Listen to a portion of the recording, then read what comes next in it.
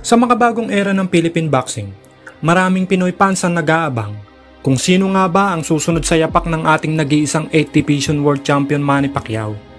At kung sino nga ba talaga ang makakalupig sa ngayon kinatatakutang undefeated, pound for pound, at tinaguriang the monster ng Japan na si Naoya Inoue, na sa lakas at bilis nitong Hapon ay talaga namang masasabi mong imposibleng matalo.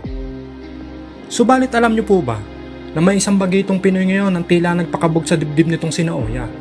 Gulat na gulat at di makapaniwala sa lakas ng Pinoy.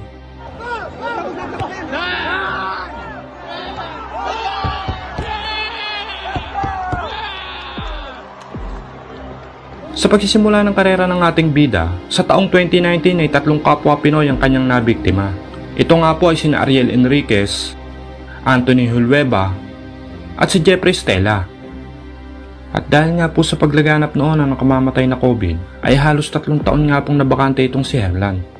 May 5, 2022, matapos ang nagdaang dilubyo ng pandemya, ay muli nga pong napalaban ng ating bida. Dumayo patungong Thailand para sa isang 6-round schedule bantamweight match kontra sa Thai fighter na si Parin Luangpon. Sa laban ay makikita ang malabitiranong galawan ng ating kababayan. Sa first round ay tinatantya muna ng ating bida ang lakas ng Thai boxer. At pagkatapos ay pinagbabanatan niya na ito ng sunod-sunod na body shot, sabay kaliwat ka ng suntok sa ulo.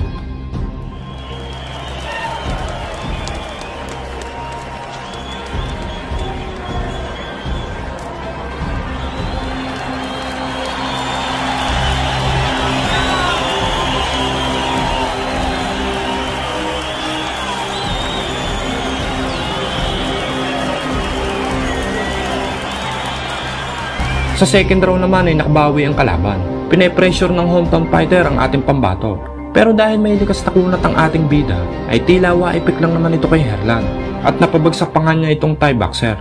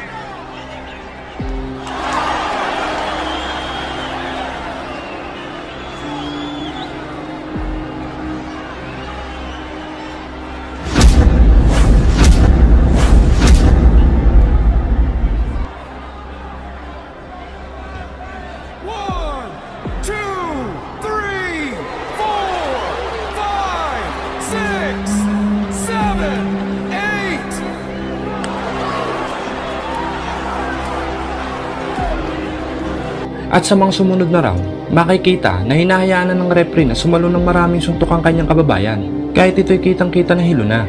Tiniis niyang panoorin ng Thai boxer na magulpe hanggang sa tumunog ang bell.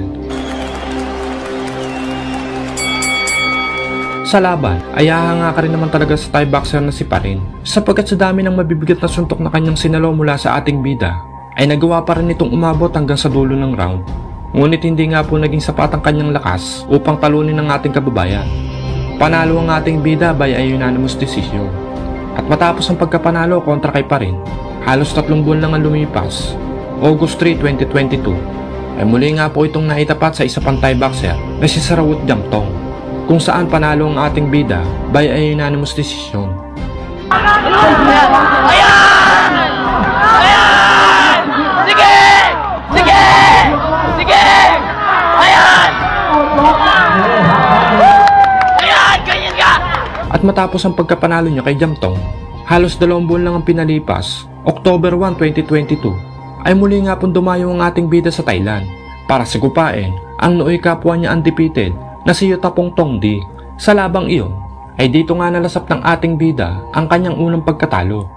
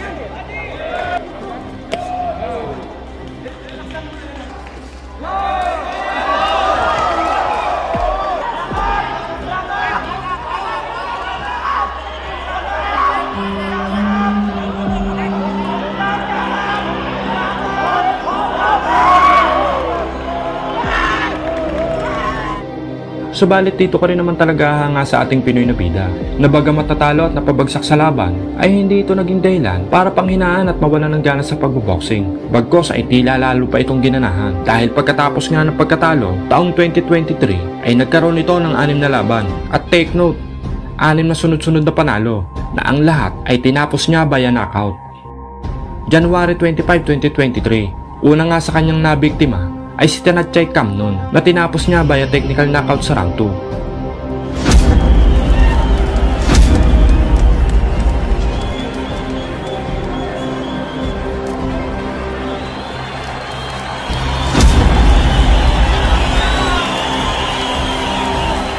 At wala pa nga pong isang buwan na lumilipas, February 22, 2023, ay naitapat naman ito sa isang former 2-time world title challenger na si Vichai Pulekau. Paglalabanan nila ang bakanting Asian Boxing Federation Bantamweight belt.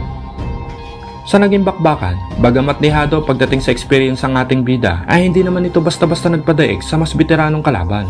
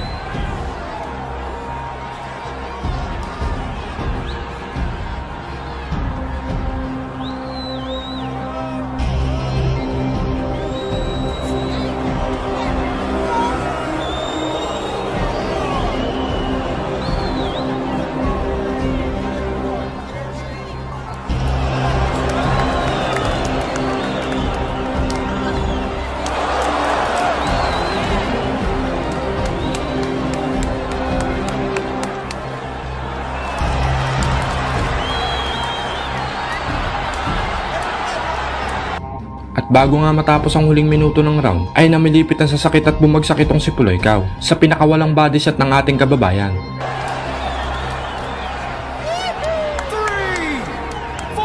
Tumayo pa rin naman ito at nagpatuloy sa laban. Subalit ilang segundo lang ay muli na naman bumagsak itong si Pulekau matapos rat-ratin muli ng ating bida.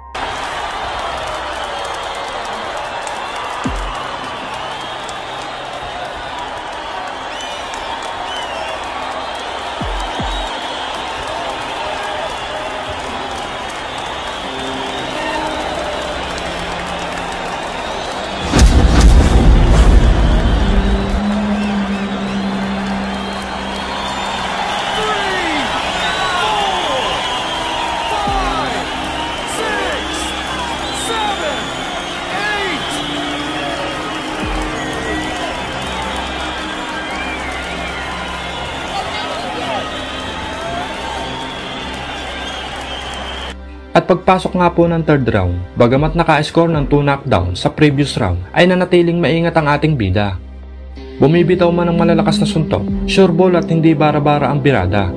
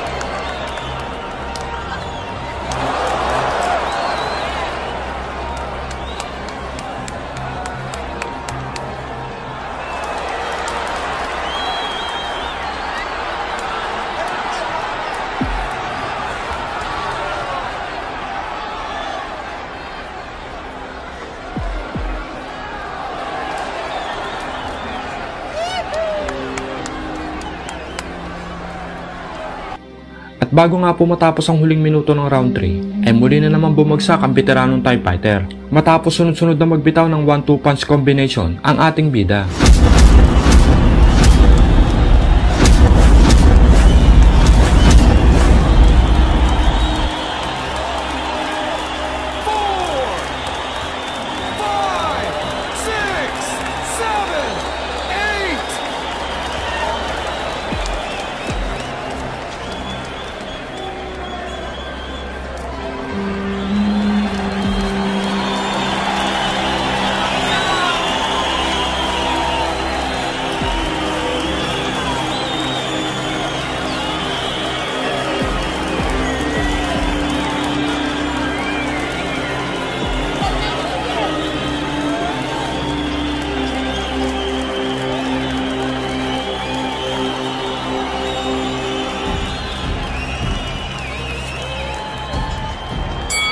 At pagdating nga po ng round 4, halos wala pang isang minuto ang nakakalipas, ay sumapol ang isang napakalutong na suntok sa sentido nitong si Puleykaw na siyang agad nagpabagsak dito. At sa lakas nga po ng tamang sumapol, ay itinigil na nga po ng third man in the ring ang laban. Panalo si Herlan via technical knockout sa round 4.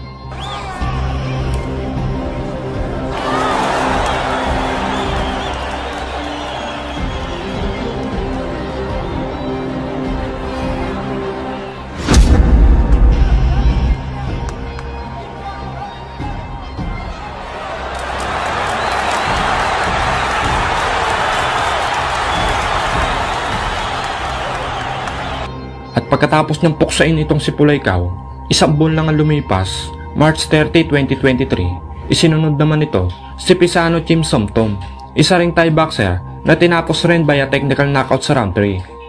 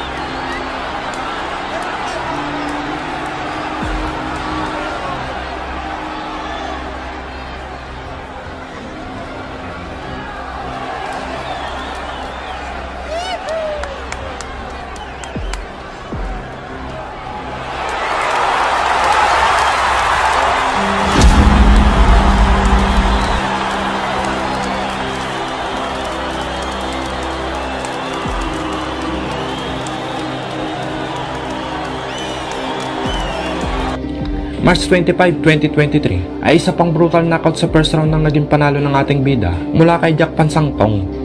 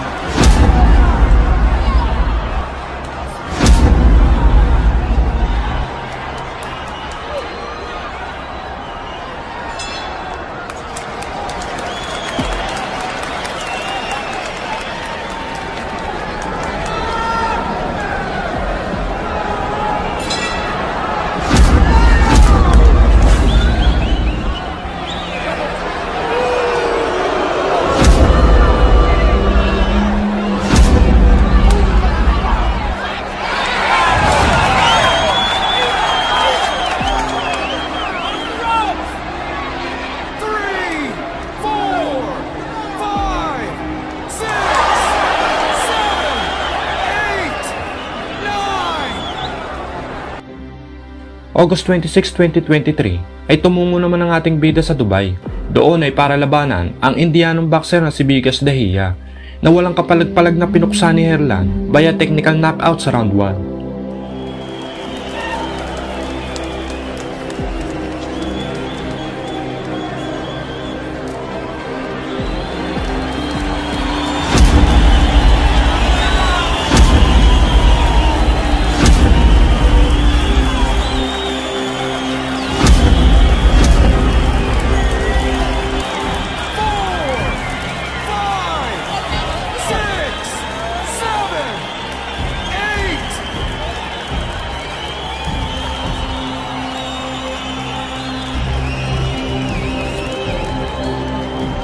At ang pinakapanghuli sa kanyang biktima, September 28, 2023, muli ay isang Thai boxer na si Comrades Nantapets na tinapos niya via brutal knockout sa round 1.